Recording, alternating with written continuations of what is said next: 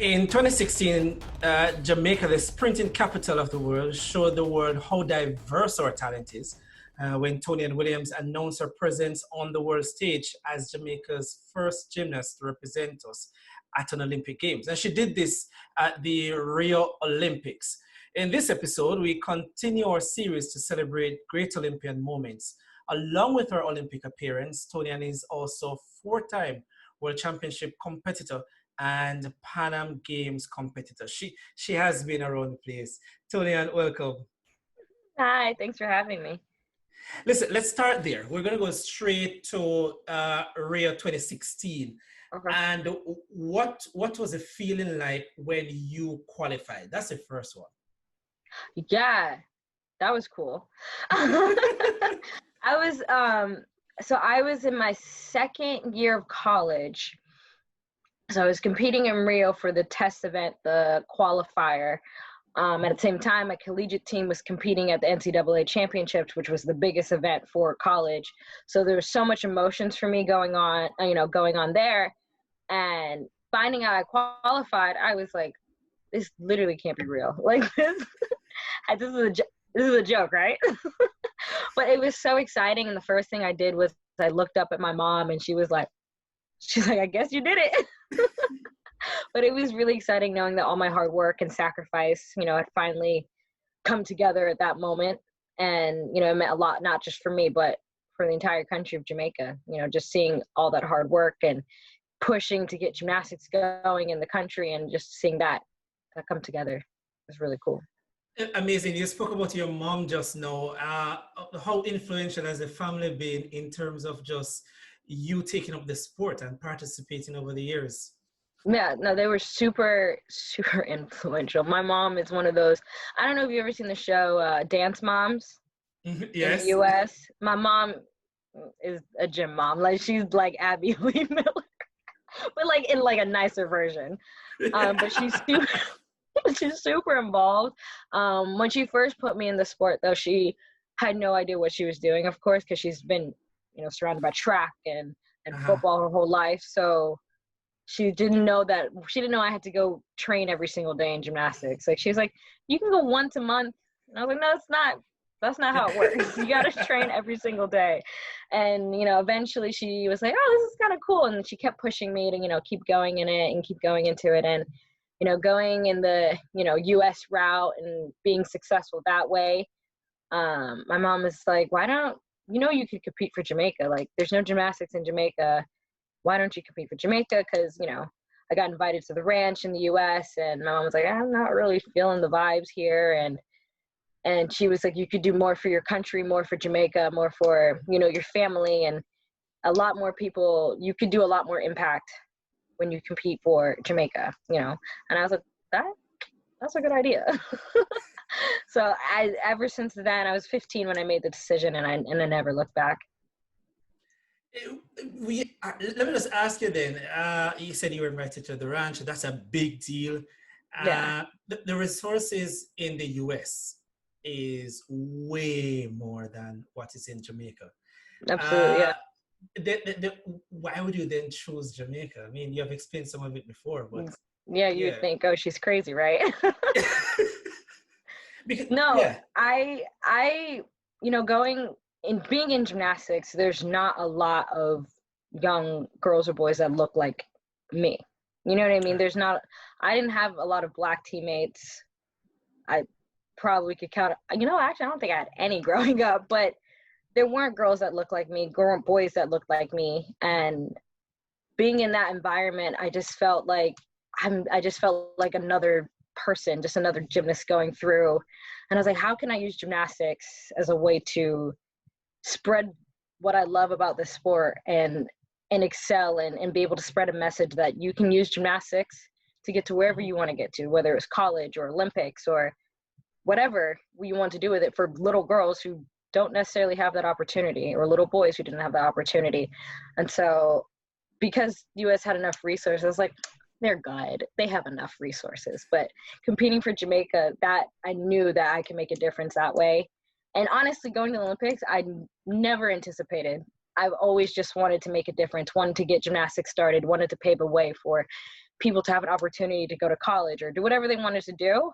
Like just going to Olympics was cherry on top of the ice cream.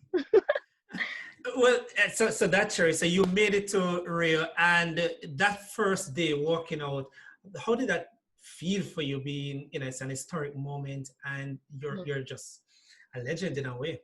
I wouldn't say legend. That might be overselling it, but it was okay. Don't try and pump my ego. I see what you're doing, but it was amazing. It was incredible. And like even on social media, seeing how supportive people were and just how encouraging everyone was. It was really exciting to be there, the first gymnast. But at the same time, it kind of hit me like I'm the only gymnast here. You know what I mean? Like gymnastics and gymnasts in Jamaica have way more to offer just to send one gymnast to the Olympics. And it made me motivated to keep going and to expand the team and, like, hey guys, like we can do this, like, and explore more options for Jamaica and gymnastics. And I don't have to be the only one there next time, Yeah. And how was the support there for you in terms of just the Jamaican contingent and other gymnasts? Everyone was super cool. Everyone was like, gymnast? I've never seen a gymnast before, and everyone was super fascinated that I flipped around on a 4-inch piece of wood, and it was so. I was like, it's normal, guys. But everyone was so cool and so inviting, and they were just so interested to see gymnastics there and have more sports there to represent our country. And so everyone was super, super encouraging, and I really, really enjoyed the experience there and being in the village and being cool with everyone, and it was awesome. And like the first time I competed for Jamaica at a World Championships, everyone was like, oh my God, we've never seen Jamaica before at a World Championship ever. Like, oh my God, this is amazing. And like people just love it. They love it. And they always throw up Usain Bolt, like pointing. I'm like, that's okay. Sure. But it's universal. Everyone gets it. Everyone knows that, like, politics, whatever aside, like we're here for, a sport or a country where everyone just comes together, and it's really awesome to see. All right, tell me back a bit to your college experience and what was that like for you? Yeah, it was cool. It was cool. Yeah, whatever. No, I went to University of California, Berkeley. Yeah. I was born in Maryland. So it was across the country for me. And I was competing for Jamaica and competing collegiately at the same time. So it was crazy. I would compete in the spring, train all summer, compete at Worlds in the fall, and then compete again. And so there was a lot of ups and downs. Definitely a lot of injuries on my part, I have to be honest. But being able to compete collegiately and actually have a lot of success in college and be able to compete for Jamaica just shows, it brings back my point that girls and boys that look like me can achieve anything. You can go to college, I have 2 degrees now in law and social welfare, and you can go to the Olympics. You can I'm not going to say have your cake and eat it too, but you can dream big. Right. And even if people put a barrier and say, you can't do that, like that, no, you can do anything you put your mind to. You kind of mentioned the injuries. I wouldn't say that you were plagued with injury, because somehow I think gymnasts are plagued with injury. Like you guys, that's safe to say, are always, I won't be offended if you said that. with quite a number of injuries, but you have been plagued with injuries. Yeah, How have you? How have you managed to deal with that and still compete? Yeah, so I've had, I think, 6 major injuries and 5 surgeries. Yeah, wow. Yeah, something like that. Something like that. Yeah, those happened throughout college. So I was always competing and then being out for a year and then competing and then trying to get back into the gym, every year or something's different. But I realized that we always called it having a why, like a reason why we do everything, the reason why you get up in the morning, the reason why you do what you do. That was super important for me, because I've always had to go back into the role of being an athlete or being a coach or being a mentor, and just still having my why. My why was, again, I'm going to go back to this point, doing it for girls and boys who don't look like me. doing it for a bigger purpose. And whether I'm coaching, whether I'm an athlete, something I can always do something to make people feel good or make them love gymnastics or making it a situation better. So whether I was crying on the floor from an injury, I always got up and was like, guys, it's not about me. It's about the team. Like, let's just keep going. You know what I mean? And so that definitely helped motivate me getting through and having a support system, having teammates, families, friends that are always behind my back. And they're supporting me, encouraging me, letting me know, like, you're a superstar. And I'm like, you sure? But it definitely helps. So can I assume that you're done with these injuries now and no more surgeries, and this is it? You're over that? That's what I told myself 4 surgeries ago. So you really never know with gymnastics, because it's such a hard sport on your body. And I think with everything going on right now, you just really never know with anything. You know, I could be walking down the street and get hit by a car, and you know what I mean? You just have to really live in the moment and enjoy every moment that you have, and just try not to think of negative stuff, which is hard because it's okay to have bad days, but just trying to enjoy the moment and be like, I'm grateful for where I'm at in my life, and trying to, how can I get better, instead of looking at why did this happen to me, to like, how can I learn from this and get better from it? It's almost a year ago. I was in Lima, Peru for the Pan Am Games, and you were making a return after another injury and another surgery. You know, take us back there. You're representing Jamaica again, and this would be the first in a long while. You know, how did you feel, and how did you manage those moments? Because I know even one or 2 routines you didn't attempt. So 6 months prior to being in Lima, Peru, I had torn my second Achilles tendon, which is a very big injury, because without that, you just can't walk. And so that rehabilitation, the first time I did it, took me a year to get back. And so to be able to compete, whether it was to full capacity or whatever, 6 months after surgery is really hard to do. And like, not even just for me, but just like statistically, like looking at that injury, it's a really hard thing to do. So to get back in the gym and work my butt off to get to where I was in Peru was a huge, huge deal for me. And not only the physical aspect, but the mental aspect of it was really, really tough on me, because the last time I had competed, I had torn my Achilles on TV in front of, you know, hundreds of people, thousands of people. And so my mind was like, oh my God, what if it happens again? Like you're going to embarrass yourself, you're going to hurt yourself. And I literally had to go back and like, no, like, you know how to compete, you know how to do this. And I really relied on my teammates, and you were actually really great with me too. And even though I was so annoying, I know I was annoying, but you were really great and really encouraging. You're pretty cool.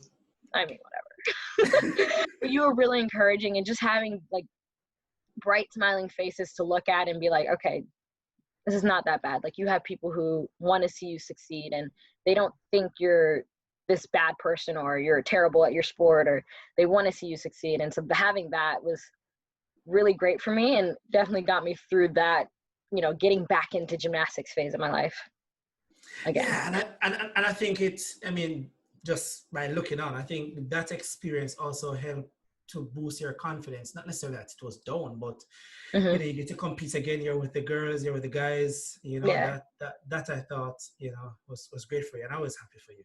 Yeah, thank you. Yeah, it was another comeback year for me. So I was satisfied whether I won, lost, or whatever. Just getting back in there was great. and that Pan Am Games, I wouldn't say a rising star per se, but Danusha really did well at the Pan Am Games. I'm struggling with positions here, but she did well. I'm going to stick with that. That's a safe way to say it.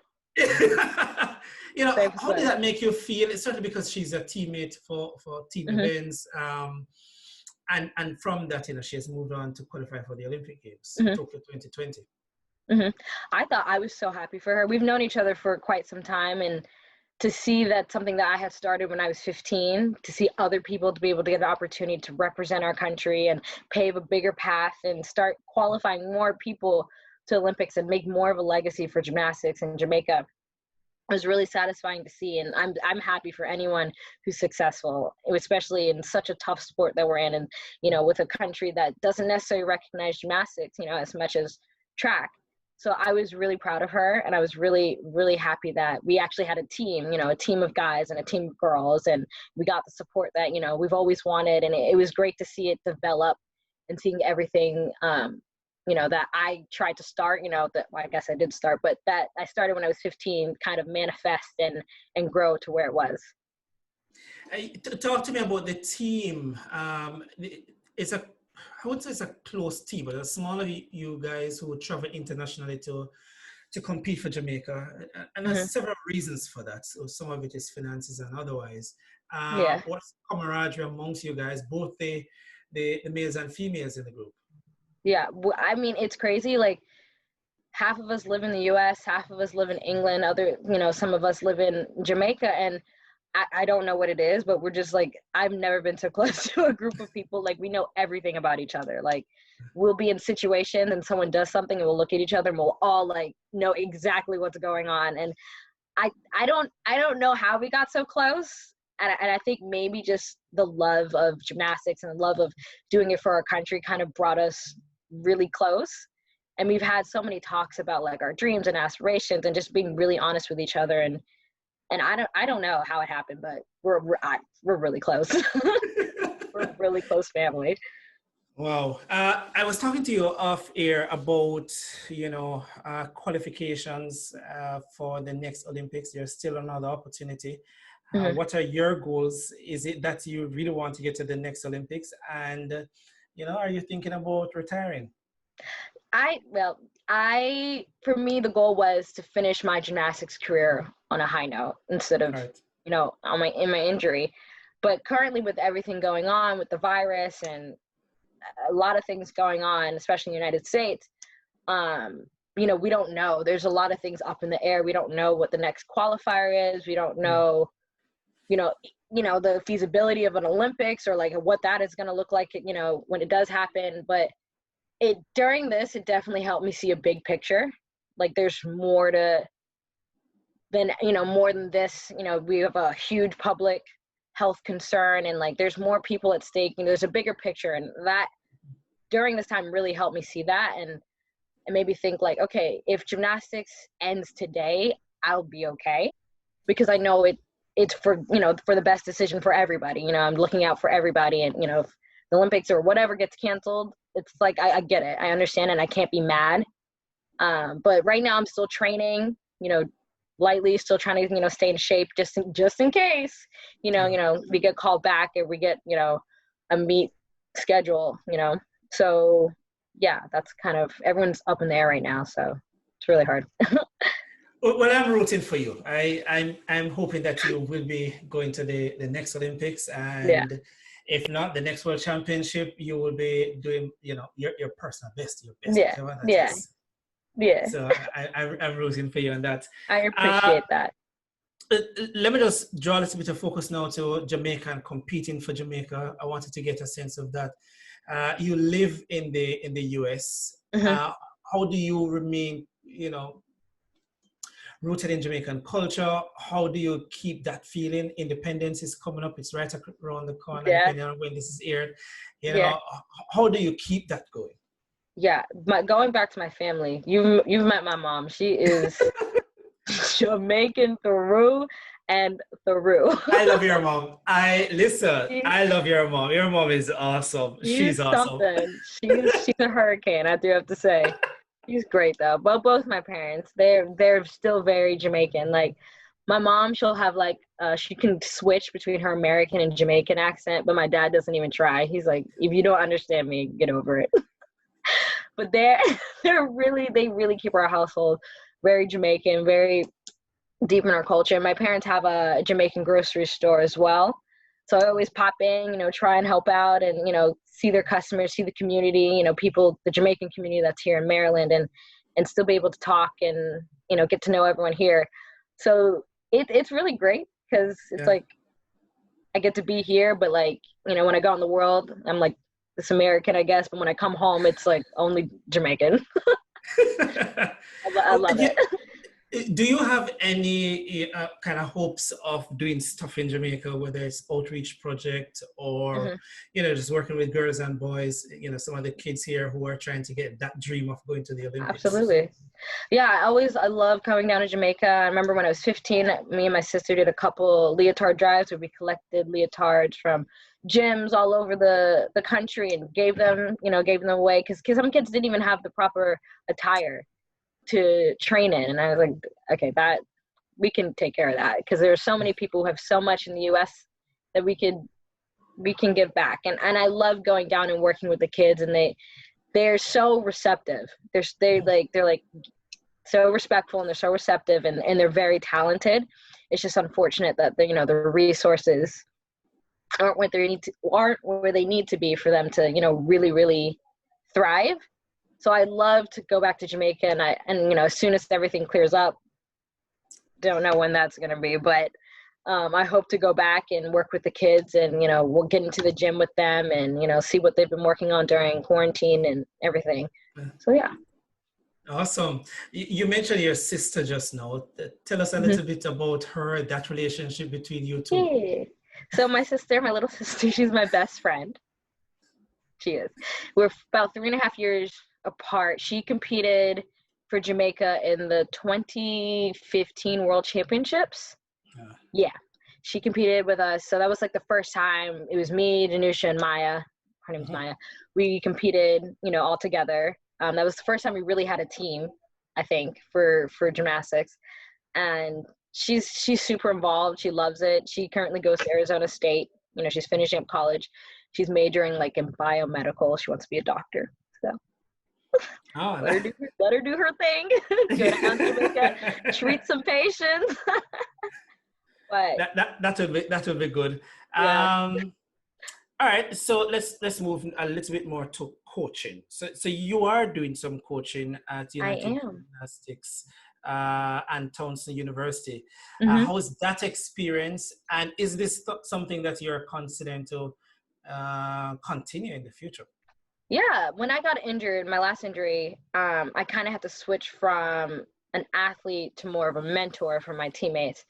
So I found myself kind of like coaching them through, like especially the freshmen, coaching them through what it's like to get through season and like how to, just even survive being a college athlete. And I was like, I could really just do this for other people. Because I really loved it. I really loved seeing people, like I love giving them a correction and seeing it click, like, oh my God, that makes sense.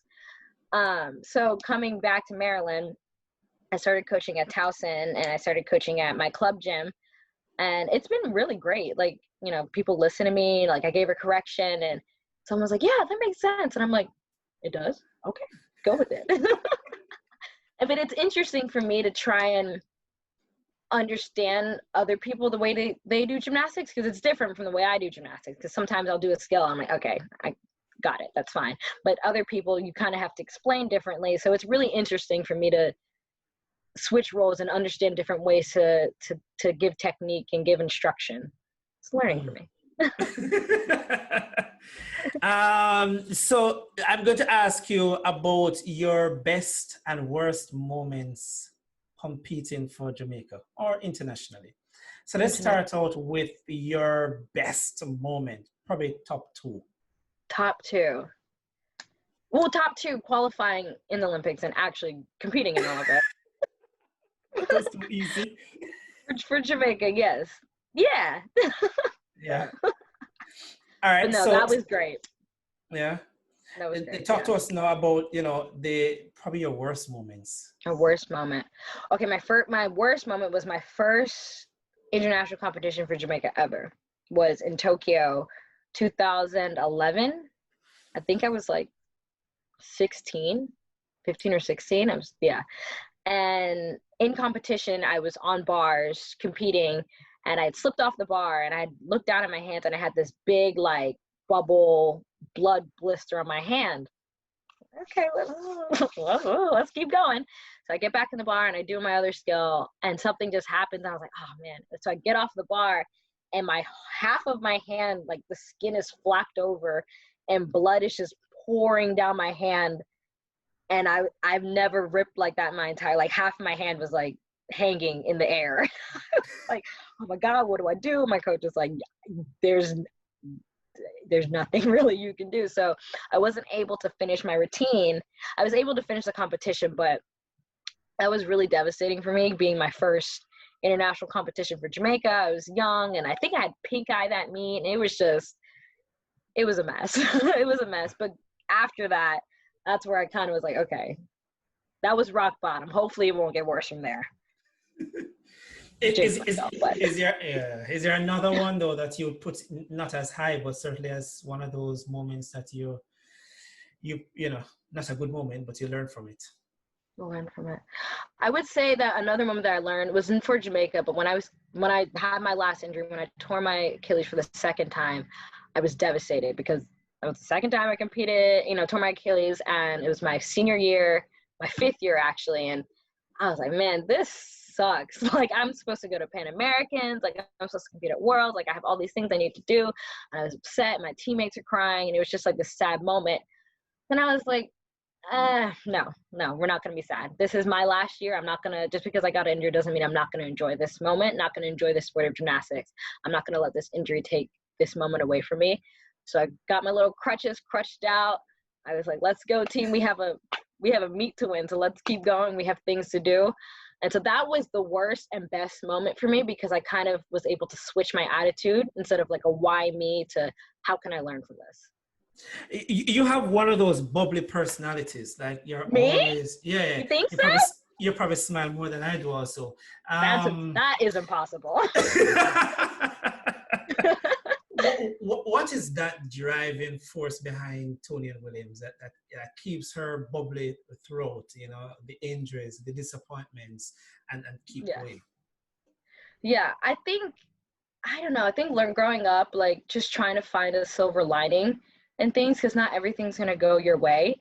And trust me, I can be down on myself. Like, you can ask my teammates. Like, I can have days where I'm not feeling my best, and sometimes I don't smile, and that's okay to have those days, because when you have good days, they feel really good, because you're like, okay, I was in a bad spot, but now I'm grateful for this, and I can keep going. And growing up, my mom has always taught me to be she's a very strong woman herself, as you know, and she's always taught me to be a strong woman myself, and not necessarily trying to fight with the girl next to me, but how can I create a table big enough so all of us can pull up a chair to the table so we can all make change? How can we break the glass ceiling? How can we make a difference all together instead of trying to compete with everybody, which is gymnastics. Like, we've always been taught to compete with each other, and in school we compete with each other, but it's like, we don't have to do this alone. We can do it with other people. We can bring people with us, and that kind of brings the burden off of me a little bit. I'm like, okay, I don't have to do this all alone. I have people who are like, will do this with me, and that kind of makes me really happy. Like, we can do this all together. It's gonna be fine. But that's kind of how I see it. Trust me, I have my bad days, but I try and be charismatic. Yeah, no, that's awesome. What advice would you give to young gymnasts who, probably in Jamaica, wherever they are, who wants to compete? Probably at the highest level is their intention. What advice would you have for them?